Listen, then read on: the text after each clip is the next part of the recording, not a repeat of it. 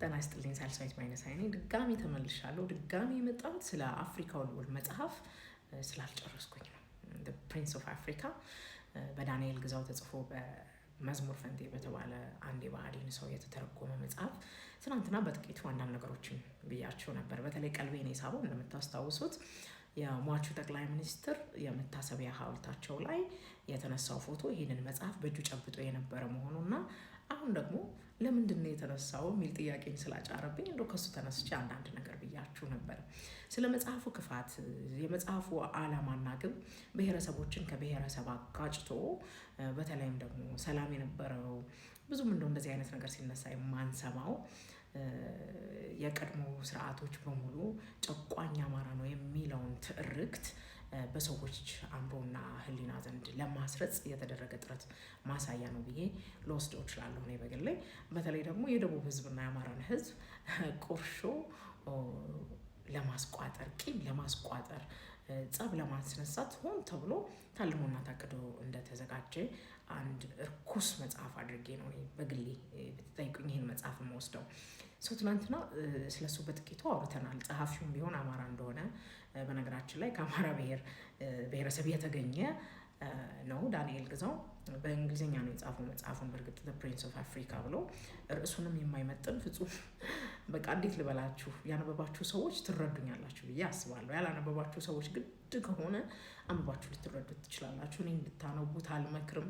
ሕፃናት በማይደርሱበት ቦታ ርቆ እንዲሰቀል ከተቻለ በያለበት ታድኖ እንዲቃጠል ከምፈልጋቸው መጽሐፎች ውስጥ አንዱ ነው። ምክንያቱም ሊያስተምረንም የሚችል ሊያሳየንም የሚችል ለነጋችንም የሚጠቅም ስለ ትናንትናችንም ቢሆን እውነት ያዘለን መጽሐፍ ስላልሆነ ሲጀመር መጽሐፉ የተጻፈበት ቶን ራሱ እውነተኛ ታሪክ ነው፣ ከራሴ ነው የምነሳው ብሎ ነው ጸሐፊው የጀመረው። ነገር ግን የሚገርመው በኃይለ ሥላሴ ጊዜ ያው ወደ ተለያየ ቦታ ከሰፈሩ የአማራ ብሔረሰብ ቤተሰቦች ውስጥ እንደተገኘና ራሱን ከመንጃ ብሔረሰብ መካከል ተወልዶ እንዳደገ አድርጎ የሚቆጥር ደራሲ ነው መጽሐፉን የጻፈው ባይተወይና የመንጃን ብሔረሰብ ራሱ እንዴት አድርጎ እንደሚገልጻቸው እንደ ጡጣ እንደ ዝንጀሮ ብቻ እኔ እንጃ አላውቅም።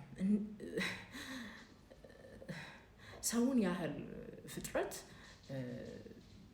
በዚህ መልኩ ገልጾ አሳንሶ ኮንኖ ከዛ ደግሞ ለዚህ ጭቆና የዳረገውና እንደዛ አይነት እሳቤ ውስጥ እንዲገባ ያደረገው አማራ ብሔረሰብ ነው ብሎ ደምድሞ እንደዛ አይነት መጽሐፍ እስከ መጽሐፍ ድረስ የሚያደርስ ቂም በቀል ከየት እንደመጣ ከዚህ ምድር ነው ወይስ እውነት ከኛ ማህበረሰብ የፈለቁ ሰዎች እንደዚህ አይነት ነገር የሚያደርጉት ምን አነሳስቷቸው ነው የሚለው ሌላ ራሱን የቻለ ጥናት የሚፈልግ ጉዳይ ቢሆንም ቅሉ እንደነገርኳችሁ ተርጓሚው እንደውም በመጽሐፉ ላይ ምን ይላል? ዓመት ተኩል ያክል እንዴት ከአንድ ቤት ውስጥ ሳይወጣ ተርቦ ተጠምቶ እንደሰራው ለማሳየት ራሱ ወደ 10 ኪሎ ያህል ከ62 ኪሎ 52 ኪሎ በዓመት ተኩል ውስጥ እንደቀነሰ መጽሐፉን ለመተርጎም እጅግ እንዴት እንደደከመ እነ በረከት ስምኦን እንዴት እንዳገዙት እንዲያውም ለመጽሐፉ መተርጎም እነ ደርባስ ሚንቶ እነ ህላዌ ማነው ስሙ እነ ህላዌ ዮሴፍ እንዴት አይነት ጥረት እንዳደረጉለት ሁሉ በድፍረት መጽሐፉ ላይ ይናገራል። በጣም ነው የሚያሳዝነው። በነገራችን ላይ በዚህ ልክ ሀገርን መጥላት፣ በዚህ ልክ ብሔረሰብን መጸየፍ፣ በዚህ ልክ ብሔረሰብን ከብሔረሰብ አጣልቶና አኳርፎ ወንበርን ስልጣንን ለማስጠበቅ መሞከር በእውነት በጣም የሚያሳዝን የኢትዮጵያ እውነታ ሆኗል። ያሳዝናል። እና ትናንትና ሳውጋችሁ ካስታወሳችሁ 2 ጋዜጠኞች መጽሐፉን መጀመሪያ ተረኩ ሲባሉ እምቢ ስላመለታቸው አውግተን ነበር። በእርግጥ ጋዜጠኞች ናቸው ወይ የሚለውን እንመረምራለን። በእርግጥ ጋዜጠኞች አይደሉም፣ አርቲስቶች ናቸው፣ ገጣሚዎች ናቸው፣ ተዋናዮች ናቸው። እንግዲህ በወቅቱ የፋና ሬዲዮ በመጀመሪያ ያናገረው እኔ ባለኝ መረጃ አርቲስት ጌትነት እንየውን ነበር። አርቲስት ጌትነት እንየውን ይህን መጽሐፍ እንዲተርክላቸው ይጠይቁታል ወይም ይጠይቋቸዋል። እርሳቸውም ከዛ በኋላ አይ መጽሐፉን አንብበውት ኖሮ በጣም ተጸይፈው መጽሐፉን ሊተርኩ እንደማይችሉ with respect ዲክላይን ያደረጉት ማለት ነው። አልተረከም ብለው እምቢኝ አሉት። በጣም በሚያገርማችሁ ሁኔታ ቀጣዩ ተራኪ ደግሞ ወይም መጽሐፍ እንዲተርክ የተጠራው በርካቶቻችን አሁን ድረስ በጣም ከምንወደው ከምናከብራቸው ፊት ለፊት ካሉ የተዋናያኖች መካከል የምናስቀድመው ታላቅ አርቲስት ነው። አንቱ ብለውም ደስ ይለኛል። ብዙ ጊዜ ያው አርቲስት አንቱ አይባልም ስለሚባል ነው። እኔ እንኳን አንቱታው ነው የሚያምርብኝና አንቱ ነው ለማለት ነው የምፈልገው። በተለይ ደግሞ መልካም ነገር ያደረጉ ሰዎችን አንቱ ስንል አፋችን ሞላ ልባችንም ሞቅ ይለው የለም ልክ እንደዛ ማለት ነው። እና አርቲስት አለማየሁ ታደሰ ነው እንግዲህ ሁለተኛው ተራኪ ማለት ነው። እና እርሳቸውም እንደዚህ ተጠርተው እንዲታርኩት ውል ተዋውለው ፊርማቸውን አኖረው ቼክ ተቀብለው መጽሐፉን እንግዲህ መተረክ ይጀምራሉ ማለት ነው።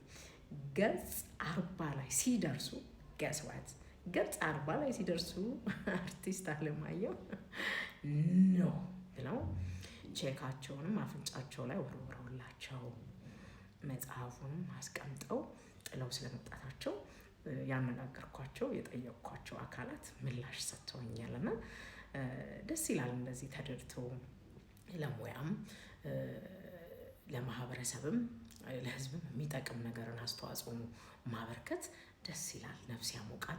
ኢትዮጵያ የምትሻገረው እንደነዚህ አይነት ጠንካራ ሰዎች ነው ብለን እናስባለን። እነዚህ ሰዎች ታላላቅና ጎምቶ የሚባሉ የጥበብ ሰዎች ናቸው። ኃላፊነታቸውን ተወጥተዋል። በእውነት በኢትዮጵያ ህዝብ ስም በተለይ ስማቸው ባላግባብ በተነሱ ብሔረሰቦች፣ እንደ ሰው ሳይሆን እንደ እንስሳ በተቆጠሩ ብሔረሰቦች ለጥፋት በታለመና ብሔረሰብን ለማጣላት ታስቦ የተሰራን መጽሐፍ ህዝብ ጆሮ አናደርስም፣ በእኛ ድምፅ ታትሞ አይቀመጥም፣ ይሄን እንደ ጥበብ ስራ አንቆጥርም በፍጹም ብላችሁ ይህን ነገር ስላደረጋችሁ በእነሱ ሁሉ ህዝብ ስም እኔ በግሌ ላመሰግናችሁ ወዳለሁ። የኔ ቤተሰቦችን በሙሉ ያመሰግኗችኋል። በቃ እናመሰግናችኋለን። we are grateful for you guys ለማለት እፈልጋለሁ እኔ በግሌ ማለት ነው። ግን ያው መቼም ከመካከላችን ሆዳም አይጠፋም ወይ ትናንት እንዳልኩት ከመካከላችን ሆዳም አይጠፋም፣ አደግዳጊ አይጠፋም። አንዱ ተርኮታል። ስለተረከው ሰው ብዙ ነገር ማለት አልፈልግም። አንድ ተረከው ማወቅ ከፈለጋችሁ ደግሞ ገብታችሁ ማየት ትችላላችሁ። because ደግ የሰሩትን እንጂ ማይረባ ነገር ውስጥ የተገኙትን ሰዎች ሁሉ ስማቸውን አንስተን አንዘልቀውም በእኛ ሀገር ሁኔታ ማለት ነው። እና ያው አንዱ ተተርኳል። መጽሐፉ ከተተረከ በኋላ በርካታ ተቃውሞች እንደገጠሙት ትናንትና ነግሬያቸዋለሁ። እነሱን ተቃውሞችም ጆሮ ዳባ ልበስ ብለው ነው በወቅቱ የኢህአዴግ መንግስት ያለፋቸው። የብአዴን ሰዎችም እንደዚህ እና አዲሱ ለገሰው ሁሉ ተጠይቀው አልሰማንም፣ መጽሐፉ ሲተረክ እንዲያውም አልሰማንም፣ አላወቅንም ሁሉ በማለት የሰጡት ምላሽ አለ። እጅግ ያሳዝናል። ከዚህ ሁሉ ነገር ደግሞ በጣም ያሳዘነኝና ያስገረመኝን አንድ ነገር ልንገራችሁ።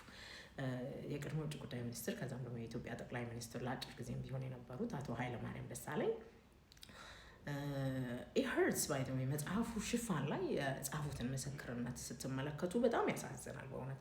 እንደዚህ አይነት መጽሐፍ ላይ ያው እርሳቸው ከደቡብ አካባቢ ደግሞ የተገኙ ሰው ናቸውና ሃይማኖተኛም ነኝ ይላሉ እንደምታውቁትና እንደዚህ አይነት ነገር ውስጥ ተገኝተው እንደዚህ አይነት ምስክርነት መስጠታቸው ለምን ብዬ ደጋግሜ እንድጠይቅ እና ቁጭትን ከፈጠሩብኝ ነገሮች ውስጥ አንዱ ደግሞ እሱ ነው።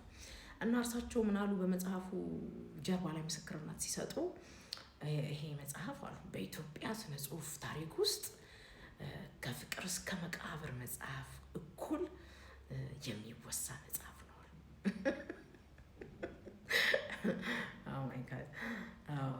በጣም ያሳዝናል በእውነቱ። በጥበብም እንደዛ አይነት ቦታ እንዲሰጠው እንደዚህ ተካብዶ በመንግስት ደረጃ ትኩረት ተሰጥቶት ሟቹ ጠቅላይ ሚኒስትር ሳይቀር እጃቸው ይዞት አስክሬናቸው አናት ላይ እንዲቀመጥ የወደዱለት መጽሐፍ ምን ቢሆን ነው ብላችሁ ካሰባችሁ እርኩስ ስለሆነ ነው። ሌላ ምላሽ የለውም።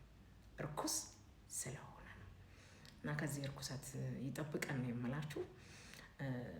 እና ብአዴንን ማወቅ ከፈለጋችሁ ያው አቶ በረከት ስምኦንም ብአዴን ነኝ አይደለም የሚሉት መዝሙር ፈንቴም ብአዴን አይደለም። መጽሐፉ እንዲተረጎም ጥረት ያደረጉት ይሄ ነገር እንዲነገር ጥረት ያደረጉት ጨቋኙን አማራ ለማጋለጥ ነው። ማይ ጋድ አይገርማችሁ? በሉ ደግሞ በሌላ ሀሳብ እንገናኛለን። ሰብስክራይብ ማድረጋችሁ እንዳትረሱ። እጅግ አድርጌ አመሰግናችኋለሁ።